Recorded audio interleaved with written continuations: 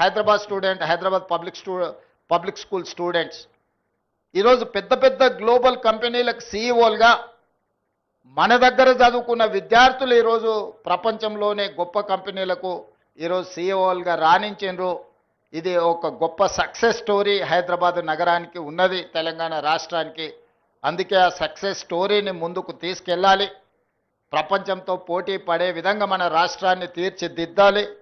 తెలంగాణలో ఉండే నిరుద్యోగ యువకులకు లక్షలాది ఉద్యోగాలను ఈరోజు ప్రైవేట్ పరిశ్రమలలో కల్పించాలి. ప్రభుత్వ ఉద్యోగాలే కాదు, మిత్రులు శ్రీధర్ బాబు గారు చెప్పినట్టు తెలంగాణ రాష్ట్ర ప్రభుత్వము ఇప్పటి వరకు 75,000 ప్రభుత్వ ఉద్యోగాలు ఇచ్చింది. భవిష్యత్తులో ఇంకా వేలాది ఉద్యోగాలు ఇచ్చినా 30 లక్షల నిరుద్యోగ యువకులు తెలంగాణ రాష్ట్రంలో ఉన్నారు. మరి వాళ్ళందరికీ ఉద్యోగ ఉపాధి అవకాశాలు కల్పించాలంటే ప్రైవేట్ రంగంలో పెట్టుబడులను ఆకర్షించాలి. ప్రైవేట్ రంగంలోనే ఇవాళ ఐఏఎస్ ఆఫీసర్కి వచ్చే జీతం 2.5-3 లక్షల రూపాయలు. కానీ అదే ఒక ప్రైవేట్ కార్పొరేట్ కంపెనీలో ఈరోజు మనం పత్రికలలో చూస్తున్నాం, సంవత్సరానికి వాళ్ళ ప్యాకేజీలు 5 కోట్లు 10 కోట్ల రూపాయల ప్యాకేజీలు వస్తున్నాయి. రీసెంట్గా IIT స్టూడెంట్కి 1.5 crore ఆయన ప్యాకేజ్ వచ్చిందంటే నెలకు వాళ్ళ జీతభత్యాలు ఎంత వస్తున్నాయో చూడండి. సో అందుకే తెలంగాణ నిరుద్యోగ యువకులకు ప్రభుత్వ ఉద్యోగాలతో పాటు ప్రైవేటు రంగంలో అంది వచ్చే అవకాశాలను ఈరోజు అందిపుచ్చుకోవాలి. 100 సంవత్సరాల పైగా చరిత్ర కలిగిన ఉస్మానియా యూనివర్సిటీని ఈరోజు పునరుద్ధరించడం ద్వారా పెద్ద యూనివర్సిటీలతో మనం పోటీ పడే విధంగా మన ఎడ్యుకేషన్ ఇన్స్టిట్యూషన్స్ని ఈరోజు అభివృద్ధి చేయాలనుకుంటున్నాం. అందుకే ఈరోజు తెలంగాణ ఎడ్యుకేషన్ పాలసీని అడాప్ట్ చేసుకోవాలని ఈరోజు మనం ఒక కమిటీని అపాయింట్ చేసినాం. తెలంగాణ ఎడ్యుకేషన్ పాలసీని కూడా తొందరలోనే తీసుకురాబోతున్నాం. యంగ్ ఇండియా స్కిల్స్ యూనివర్సిటీతో పాటు young India sports university, young India integrated schools, ఇవన్నీ కూడా తెలంగాణ రాష్ట్రాన్ని అభివృద్ధి చేయడానికి భవిష్యత్ ప్రణాళికల కోసం ఈరోజు తెలంగాణ రాష్ట్ర ప్రభుత్వం ముందుకు వస్తున్నది. అదేవిధంగా నిన్నమన్న సొంత రాష్ట్రంలో కానీ పక్క రాష్ట్రంలో కానీ నీటి వివాదాలకు సంబంధించి పదే చర్చలు జరుగుతున్నాయి.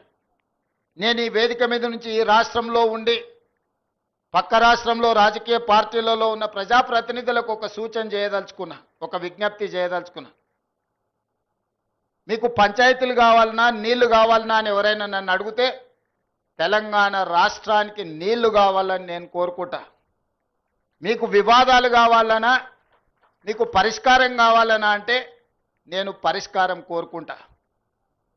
నీళ్ల వివాదం ముసుగులో రాజకీయ ప్రయోజనం పొందాలి అని మా ప్రభుత్వం, మా పార్టీ భావించడం లేదు.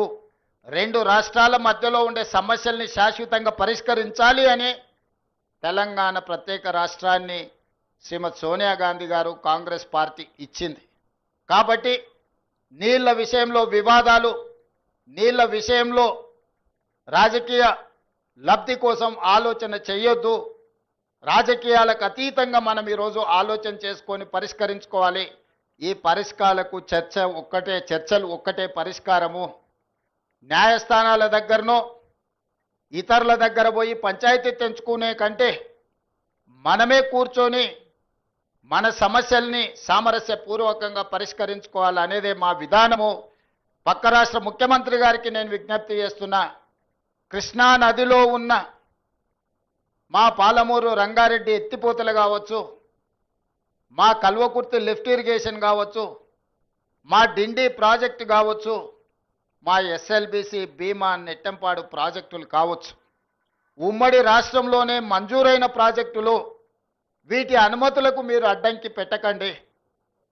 వీటి అనుమతులకు మాకు సహకరించండి.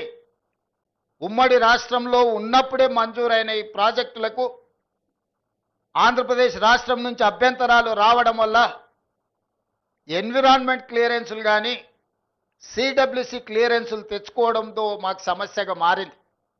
ఇవి రాకపోవడం వల్ల మాకు రావాల్సిన బ్యాంకుల నుంచి రుణాలు కానీ, కేంద్ర ప్రభుత్వం అందించాల్సిన సహాయం కానీ, యాక్సిలరేటెడ్ ఇరిగేషన్ బెనిఫిషియరీ ప్రోగ్రాంలో కేంద్ర ప్రభుత్వం 60% నిధులు ఇవ్వడానికి అవకాశం ఉన్న ప్రాజెక్టులు మాకు రావడం లేదు. దాంతోని మాకు తీరని ఆర్థిక భారం మా రాష్ట్రం మీద పడుతుంది. ఇవన్నీ కూడా మీరు సహకరించండి. మీకేమైనా సమస్యలు ఉంటే కూడా మేము సానుకూలంగా ఆలోచన చేస్తాం. మేము వివాదం కోరుకోవడం లేదు. నేను మరొక్కసారి ఈ వేదిక మీద నుంచి చెప్పదలుచుకున్నా.